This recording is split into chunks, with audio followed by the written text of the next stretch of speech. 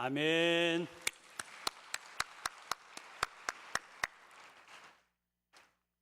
샬롬 찬양단 귀한 찬양 감사합니다. 제가 마지막으로 3부 예배 설교를 했던 것이 지난 6월 8일입니다. 거의 2달 만에 이 자리에 서게 됐습니다.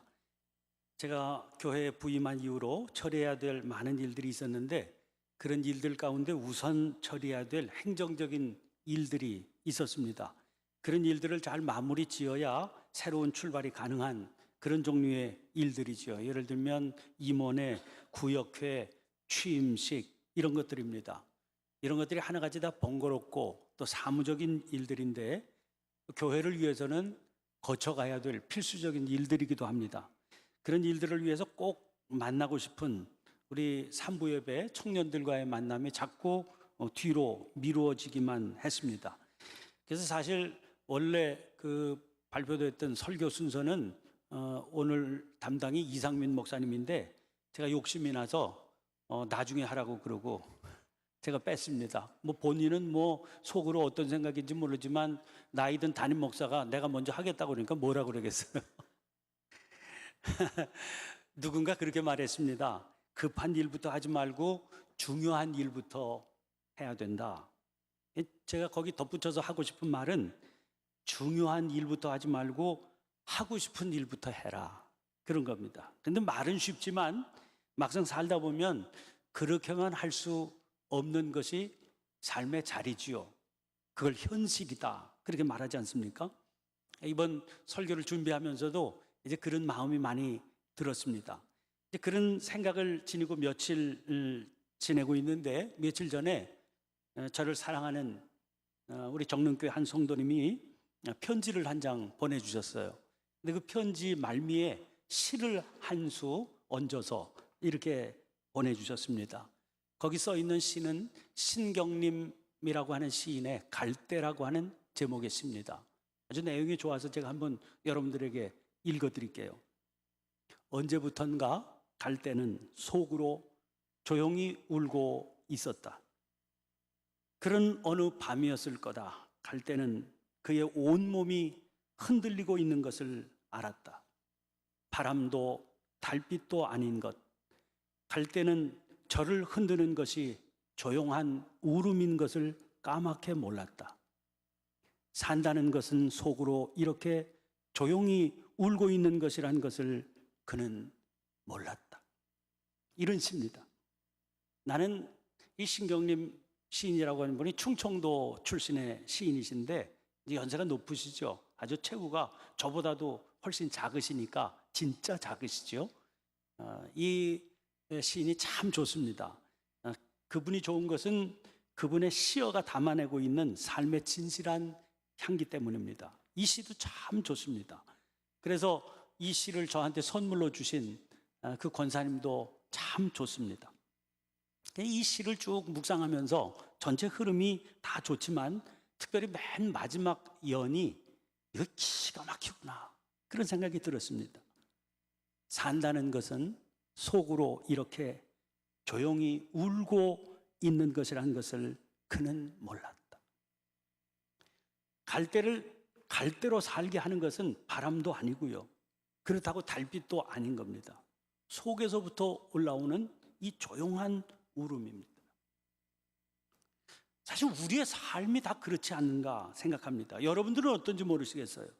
그러나 만나고 싶은 그리움을 아주 가까이에서 해결하지 못하고 지냈던 지난 2달이 나에게는 속으로 올라오는 조용한 울음이기도 했고, 사실은 그 울음 때문에 제가 저로서의 삶을 살고 있는 거로구나 하는 것을 이 시를 통해서 다시금 깨닫게 됐습니다. 그러다 보니까 다시 이런 만남도 주어지는 게 아닐까, 그런 생각도 아울러서 해보게 됐죠. 근데 오늘 아주 광고가 신나게 나왔던데 여름 수련회가 7일부터 9일까지 열린다는 거 아주 각인이 되셨겠네요. 거기다가 선 등록은 깎아도 준다, 이런 특별한 제도가 언제부턴가 생기게 됐습니다. 제가 이 수련회 밤에 2번 집회를 인도하게 되는데 그 2번의 집회에서는 마음속에 이런 생각했습니다. 갈대처럼 조용하지 않게 울어보게 해주십시오. 그래서 여러분들에게 그렇게 시원하게 울어볼 수 있는 그런 수련회의 시간이 됐으면 그렇게 기대하고 기도하고 있습니다. 한번 온몸이 태풍에 흔들리듯이 흔들려 보면서 하나님의 말씀의 홍수에도 젖어볼 수 있는 그런 집회가 되기를 기도하고 준비하고 있습니다.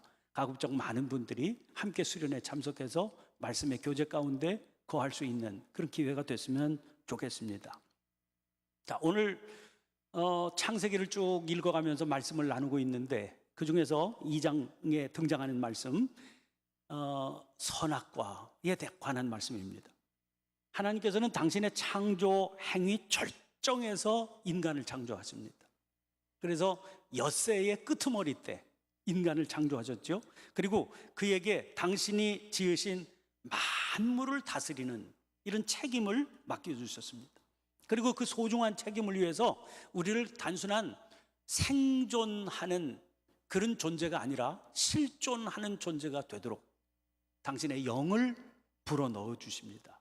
그래서 사람이 생명이 됐다, 그렇게 성경은 말씀하지 않습니까? 다른 번역을 보니까 생명을 생명체로 번역을 했던데 살아있는 존재가 되게 하셨다 하는데, 그 얘기는 다른 피조물들의 경우에는 전혀 찾아볼 수 없는 표현이지요. 그래서 다른 피조물들과는 질적으로 다른 피조물이 되게 한 겁니다. 피조물은 피조물인데 질적으로 수준과 차원이 다른 피조물입니다. 그래서 우리를 만물의 영장이라 그렇게 말하게 되는 거죠. 그리고 그를 에덴 동산에 살게 하셨다는 겁니다. 여러분, 에덴 동산은 구태여 설명할 필요도 없이 그건 낙원이다, 그렇게 알려진 곳 아니겠습니까? 그런데 오늘 본문 말씀에서 그 낙원의 정경이 묘사가 되고 있습니다. 그런데 참 이해하기 어려운 상황이 그 에덴 동산 정경에 묘사되어 있어요. 동산 나무의 모든 열매를 이무이로 먹을 수 있습니다. 이무이라고 하는 것은 마음에 원하는 대로 먹을 수 있다, 그런 얘기죠. 그런데 옵션이 하나가 붙어요. 선악을 알게 하는 나무의 열매는 먹지 말아라, 그러십니다. 더 이해하기 어려운 게 있어요. 왜 좋으신 하나님께서 선악과를 만들어 놓으시고, 만드신 분이 하나님 아니세요? 거기다가 만들어 놓으시고 먹지 말라고 그러시냐는 거예요. 왜 먹지 않아야 될 나무를 거기 두셨냐는 거예요. 안 만들어 놓으셨으면 문제가 없지 않겠습니까? 만들어 놓으시고 그것도 2장 9절에 보면 이 선악을 알게 하는 나무가 어디요? 동산 가운데. 3장 3절에 보면 또 똑같은 표현이 다르게 묘사되어 있는데 동산 중앙에 두셨다, 그런 얘기예요. 그리고 아주 에덴 동산에 사거리, 사통팔달한 사거리 한 복판의 기념비처럼 세워놓으시고 먹지 말아라. 3장 6절에 보면 여자가 그 나무를 본즉 먹음직도 하고 보암직도 하고 지혜롭게 할 만큼 탐스럽기도 한 나무인지라. 만들어서 세워놓으신 것도, 그것도 동산 중앙에 세우시는 것도 이해하기가 어려운데 비실비실하게 세워놓으신 것도 아니라 어떻게 해요? 먹음직도 하고 보암직도 하고 지혜롭게 할 만큼 탐스럽기도 하게 만들어 놓으시고 어떻게 하지 말아라? 먹지는 말아라. 장난치는 겁니까? 이것은 완전히 사람을 유혹에 빠뜨려서 죽이겠다, 그런 함정처럼 보이지 않습니까? 올무 아닙니까? 미끼 아닙니까? 그렇게 위험한 것인데 왜 만들어 놓으셨냐? 구석바기에 박아놨어도 그래도 이해하기 어려울 텐데 중앙에 세워 놓으시고 비실비실하게 만들어 놓으셨어도 이해하기 어려운데 이렇게 풍성하고 아름답게 만들어 놓으시고. 여러분, 하나님이 어떤 분이세요? 전지전능하시다. 전지, 모든 것을 아시고 전능, 못하실 일 전혀 없으신 분이시다.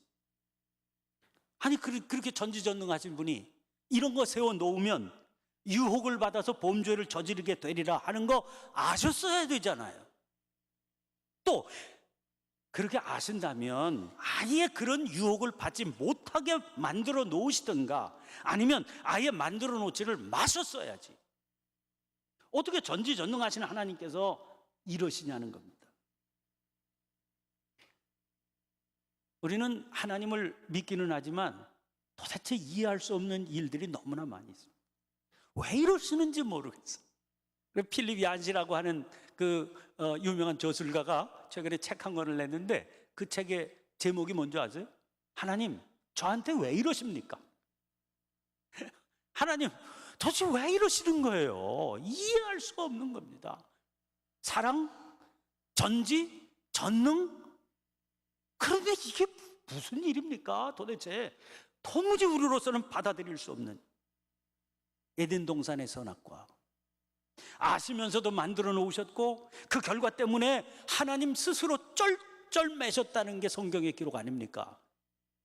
그리고 그 해결을 하기 위해서 당신의 외아들을 십자가에 매달려 돌아가시게 하시다니, 이런 걸 가리켜서 뭐라고 그래요? 개콘 시츄에이션이라고 그래요.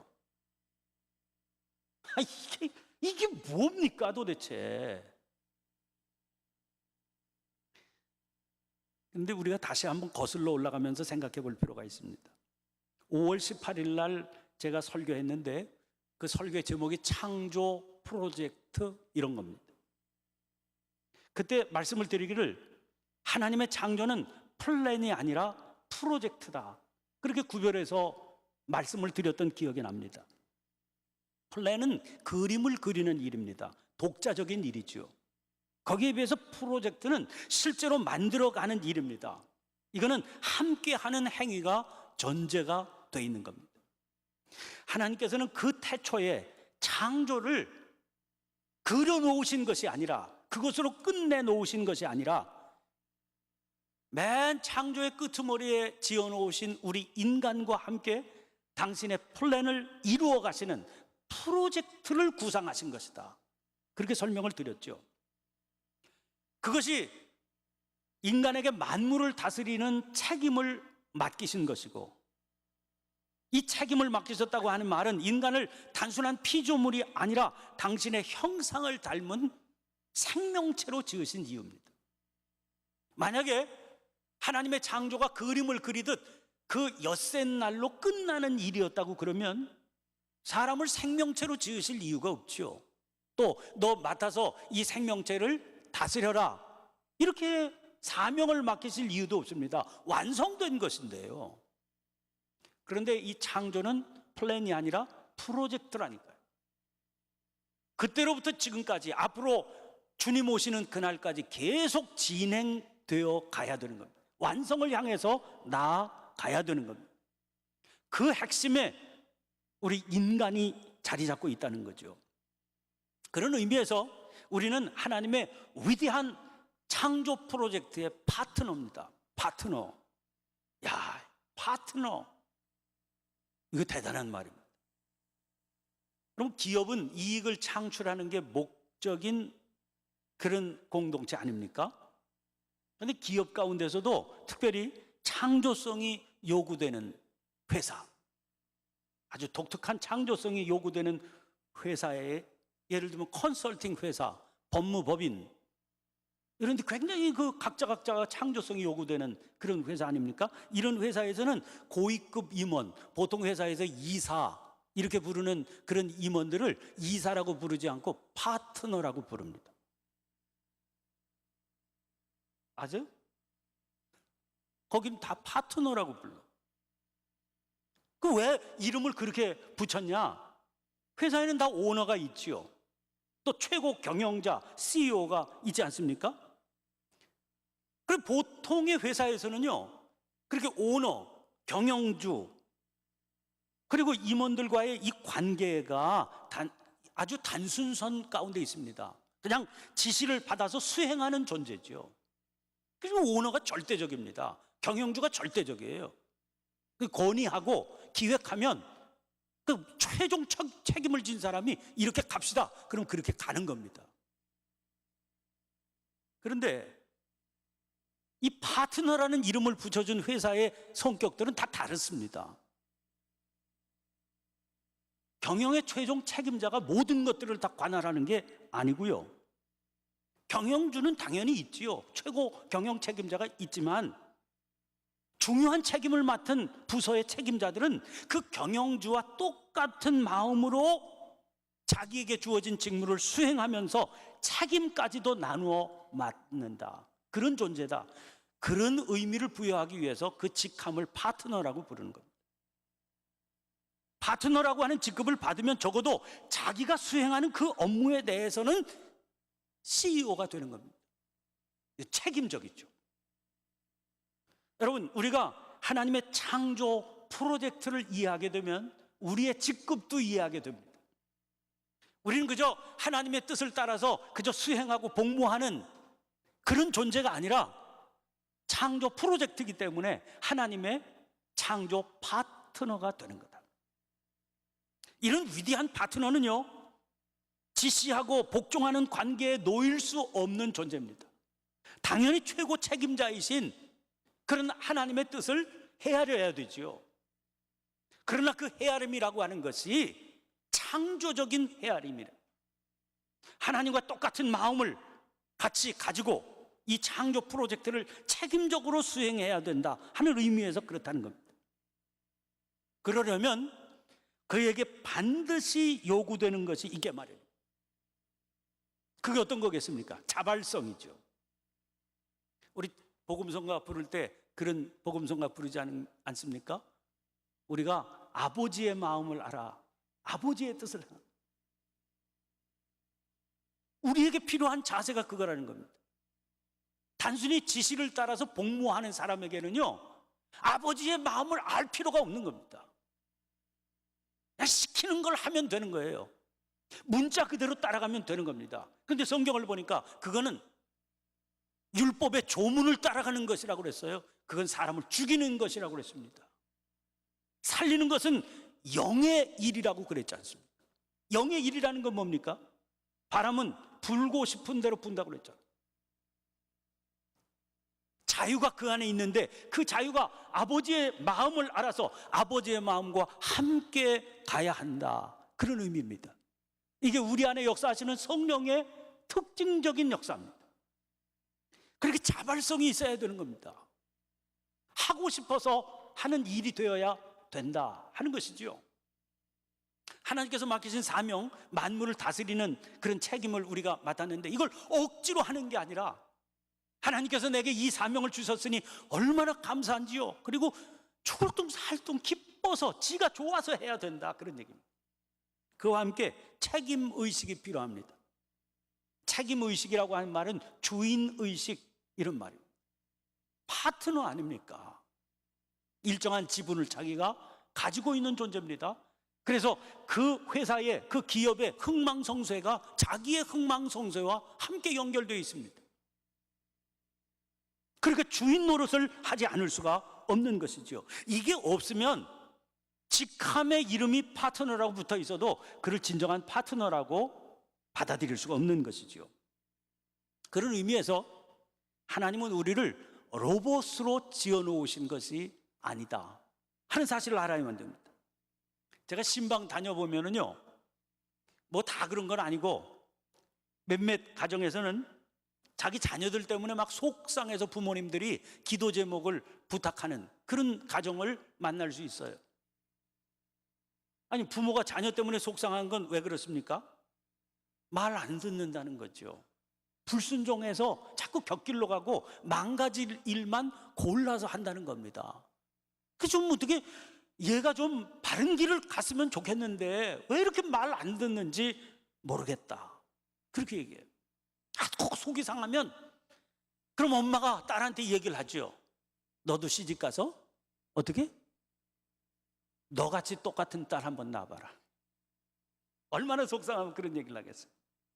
그래서 속이 상해서 그냥 그런 말씀을 하실 때는요, 그냥 눈물로 말씀을 하세요. 그러면서 목사님 제발 좀 기도해 주세요. 의외로 이런 가정이 의외로 많습니다. 본인들은 아주 멋있게 지 인생을 잘 사는 것처럼 보이지만 누군가 눈물 짓게 만드는 그런 인생들이 의외로 많더라고요. 근데 사실 그 자리에서는 말씀을 못 드렸어요. 근데 저는 간단한 해결책 알고 있습니다. 1977년도에 여러분들이 들으면 좀 아득한 옛날처럼 들리시나요? 아까 누가 나와서 89 동기회라고 그랬는데 그로부터 태어나기 12년 전 1977년도 대단한 영화가 한 편 개봉이 됐습니다. 이 영화는 지금 봐도요, 굉장히 그 의미가 깊은 영화라서 여러분들도 한번 골라서 읽어보면 꼭 영화를 한번 봤으면 좋겠다 싶어요. 밀로스 포만 감독이라고 하는 분이 연출한 그런 영화인데 주연이 잭 니콜슨이라고 하는 그런 배우였습니다. 제목이 뻐꾸기 둥지 위로 날아간 새, 이런 제목이에요. 뻐꾸기 둥지 위로 날아간 새. 이 영화의 무대는 정신병원입니다. 겉으로는 평온하고 행복해 보이지만 그 평온하고 행복함은요, 약물 처리를 한 것으로 가능해진 거예요. 거기 수용되는 모든 사람들이 정신병원이니까 약물 처리를 합니다. 약물 처리를 하면 사람이 반항 의지가 없어져서요, 그래서 말을 잘 듣게 돼 있거든요. 그래서 보니까 약물 중독돼, 약물 처리해서 반항 의지가 없으니까 그저 시키는 대로 다 하는 겁니다. 그러니까 얼마나 평온해요. 아무런 소리가 없습니다. 잡음이라는 게 없어요. 근데 맥 머피라고 하는 약간 골치 아픈 그런 친구가 있는데, 그게 잭 니콜슨이 그 머피를 연기한 사람이죠. 주연 배우죠. 이 사람이 교도소에 있는 것보다는 정신병동에 들어가는 게 낫겠다, 이렇게 생각을 했습니다. 그래서 거기 들어갔어요. 거기 들어가 보니까 자기 생각에는 말도 안 되는 겁니다. 이 사람 혼자 사사건건 반항을 하는 겁니다. 약도 안 먹죠. 그래서 그 정신병원에서 조치를 하는데 전두엽 절제술이라고 하는 그런 수술을 시행합니다. 뇌 수술을 한 거죠. 뇌의 신경을 이제 어디를 건드려 놓습니다. 77년에 개봉된 영화니까 거의 40년 전에 만들어진 영화입니다. 그러니까 전두엽 절제술, 저는 의사가 아니니까 이게 어떤 수술인지는 모르지만 40년 전에 거론된 수술이니까 지금은 기술적으로는, 의학적인 기술로는 얼마든지 시행할 수 있는 그런 수술일 겁니다. 아무것도 아닌 수술일 거예요. 돈만 조금 들이면 얼마든지 할 수 있는 수술일 겁니다. 여러분, 자식 때문에 속상하면은요, 돈 좀 들여가지고 이 수술 받게 하면 됩니다. 그렇잖아요? 그럼 100% 순종합니다. 밥 먹어라. 계속 밥 먹는데 배 터져도 먹습니다. 그만 먹으라고 할 때까지 먹습니다. 학교 가야지 그러면 뒤도 안 돌아보고 학교 갑니다. 집으로 오라고 그럴 때까지 학교에 있습니다. 이거 더 이상 바랄 게 없어요. 순종은 120% 순종입니다. 제가 부모님께 그거 말씀드릴까요? 전두엽 절제술 시키세요. 그럼 눈물 흘려서 고민하실 필요 없습니다. 120% 순종하니까. 혹시 결혼해서 자기 자녀한테 말 잘 듣게 하기 위해서 그거 하고 싶으신 분 손 들어보세요. 아마 맹장로님이 잘 연결시켜 주실 수 있을 겁니다. 여러분, 어떤 부모도 그렇게 하지 않습니다. 자식 때문에 그냥 폭포수 같은 눈물을 흘리며 기도하는 분도, 어떤 부모도 전두엽 절제술을 시킬 생각은 하지 않습니다. 왜? 돈이 아까워서요? 그렇지 않습니다. 하나님께서는 우리를 파트너로 만드신 겁니다. 그리고 그 사실을 분명히 우리에게 알게 해주십니다. 우리를 로봇처럼 지어놓으시지 않았어요. 로봇으로 지어놓으셨으면 하나님이 전능하시다니까요. 얼마든지 그렇게 하실 수 있지요. 부족하기 짝이 없는 인간도 장난감 만들지 않습니까? 제가 손자들 위해서 장난감 한번 사줬는데요, 이 배터리 넣고서 스위치 탁 돌리면은 이 강아지가 포복절도를 하면서 웃습니다. 전기 떨어질 때까지 웃어요. 얼마나 재밌는지 몰라요. 하나님께서 하실 수 있어요. 사람도 이런 거 만들어 놓는데 하나님께서 얼마든지 우리를 그런 존재로 만들어 놓으실 수 있다니까요. 하나님 그렇게 하지 않으십니다. 그리고 너는 그런 존재가 아니라는 사실을 분명히 알게 하십니다. 그게 선악과입니다. 선악과를 동산 중앙에 딱 세워놓으시고 내가 어떤 존재인지를 알았으면 좋겠다, 그렇게 말씀하세요. 늘 눈앞에 그걸 두십니다. 오고 가는 길에 보게 하십니다. 보암직스럽습니다. 먹고 싶을 만큼 탐스럽습니다. 잎사귀는 무성하고 열매는 풍성히 달려 있습니다. 한 알만 따먹어도 배가 부를 것 같습니다. 그렇지만 하나님의 그 마음을 알아서 내가 저거 먹으면 안 되지, 저건 나와 관계없는 거야, 먹지 않게. 파트너니까 먹을 수 있지만 자발적으로 먹지 않고 스스로의 존엄성을 지키면서 살게 하십니다. 보면서도 건드리지 않고 그 일을 통해서 나는 로봇이 아니다, 말로 하는 것이 아니라 행동으로 선언하면서 살라고 하시는 겁니다. 그러면 선악과를 왜 동산 중앙에 그렇게 만들어 놓으셨는지 충분히 이해하시겠죠. 선악과는 우리의 존재의 위대성을 증명해 주는 그런 기념비가 되는 겁니다. 또 보장해 주는 위대한 기념비가 되는 겁니다. 그것은요, 단순한 제 추리가 아닙니다. 이 사실을 분명히 가르쳐 주시기 위해서 15절에 이런 말씀이 등장해요. 그것을 경작하며 지키게 하셨다, 그런 말씀입니다. 여러분, 에덴 동산이 될 수 있는 것은 놀고 먹는 곳이기 때문이 아니라는 겁니다. 천지 만물을 다스리는 일은 힘을 다해서 경작하는 그 자세에서 비롯되는 것이죠. 그걸 고된 노동으로 여기지 않고 기쁨으로 수행하는 환경, 그게 에덴 동산인 겁니다. 창세기라고 하는 책은 단순히 태초라고 이름이 붙은 아득한 그 옛날의 역사적인 사건이 아닙니다. 창세기는 인간 삶의 실존을 살피게 하는 성경입니다. 우리들의 내면과 우리의 삶의 현주소를 확인시키는 그런 성경입니다. 그래서 창세기를 오늘 우리가 하나님의 말씀으로, 내게 주시는 말씀으로 지금 듣고 있는 것 아닙니까? 이건 우리의 이야기예요. 그런 측면에서 아까 제가 소개해드린 신경림 시인의 시 갈대를 다시 생각해 보시기를 바랍니다. 여러분, 갈대를 흔드는 것은 바람이 아니고 그렇다고 달빛도 아닙니다. 그를 흔들고 있는 것은 속으로 조용히 울고 있는 그 울음입니다. 그게 산다는 겁니다. 선악과가 동산 중앙에 있었어도 마음속 울음이 없다면 그를 흔들 수 없는 거죠.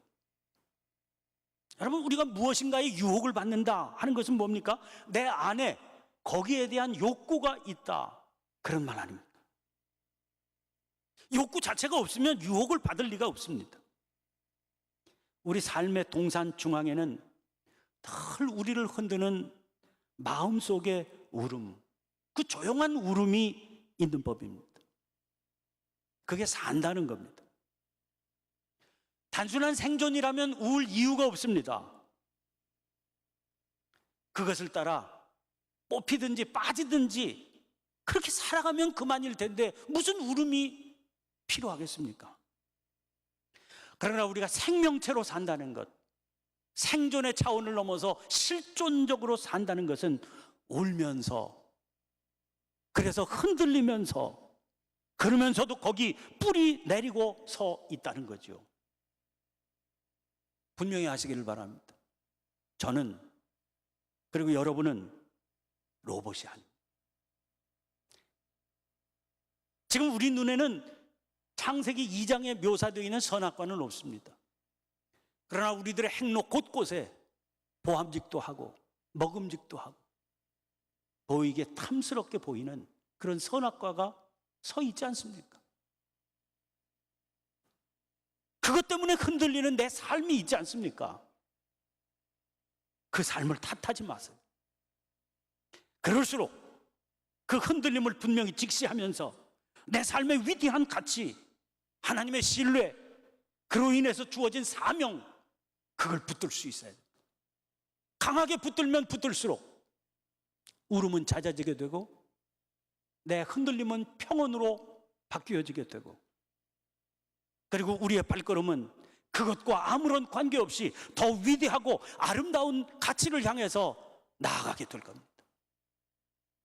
흘러온 삶의 발자취를 돌아보며 어느 날 저도 여러분들과 같은 그런 세대를 지나왔구나, 그런 사실을 떠올리게 됩니다. 흔들리며 여기까지 왔습니다. 울며 여기까지 왔습니다. 그런데 뒤돌아보니 여러분, 그 흔들림도 울음도 얼마나 아름답고 찬란한 것이었는가를 생각해 보게 됩니다. 여러분, 흔들림 때문에, 울음 때문에 낙심하거나 좌절할 필요가 없습니다. 그럴수록 더 강한 소명을 믿음으로 붙들고 바라보면서 오늘 여러분들의 소중한 가치를 하나씩 하나씩 이루어가고 주님과 아름다운 파트너를 이루어서 위대한 여러분들의 생애의 시간들을 채워가는 복된 생명체의 삶의 주인공들이 되시길 간절히 축원합니다. 기도를 드리겠습니다.